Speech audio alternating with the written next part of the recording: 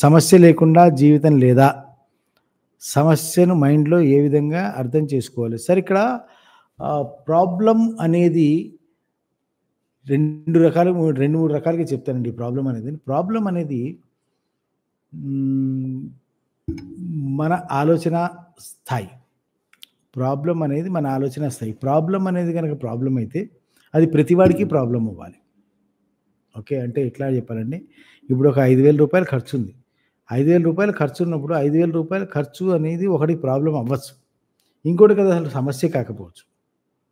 So, ఇక్కడ ఏమవుతుంది? Problem అనేది అక్కడ లేదు. ప్రాబ్లమ్ అనేది మన దగ్గరుంది. అంటే మన స్థాయిలో ఉందనమాట. అంటే మన స్థాయి, మన మానసిక స్థాయి గాని, ఆర్థిక స్థితి గాని, లేకపోతే మనం ఏదైతే పొజిషన్‌లో ఉన్నామో దాన్ని బట్టి మన యొక్క సమస్యని అనుకుంటాం. అంటే మన సమర్థత పరిధిలో ఉంటే అదేది సమస్య కాదండి. మన సమర్థత పరిధి దాటి ఉన్నదాన్ని మనం సమస్యగా భావిస్తాం. అంటే దాన్ని సాల్వ్ చేయగలిగే ఎబిలిటీ మనకుంటే మనం సాల్వ్ చేసుకుంటాం. దాన్ని క్లియర్ చేసుకుంటాం. మనం సాల్వ్ చేసుకోగలిగే ఎబిలిటీ మనకు లేనప్పుడు మాత్రమే అది ప్రాబ్లమ్ అవుతుంది.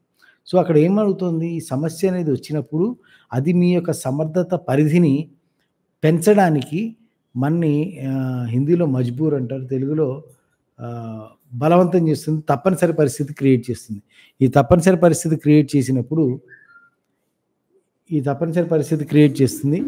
ఈ తప్పనిసరి పరిస్థితి క్రియేట్ చేసినప్పుడు ఏమవుతుందంటే, అది మీకు ఆ సమస్యని సాల్వ్ చేసే దిశలో మనం ప్రయత్నం చేస్తున్నప్పుడు, ఆ యొక్క సమర్థత పరిధి మనది అలా పెరుగుతుంది. అంటే ఈ సమస్య వచ్చేదెప్పుడు గూడా మన యొక్క సమర్థత పరిధిని పెంచడానికి వస్తుంది. ఏ సమస్యొచ్చినా.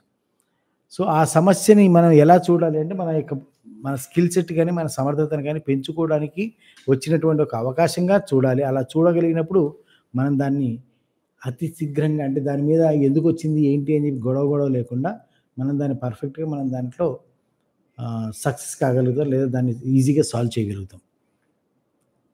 That is what it is. Okay.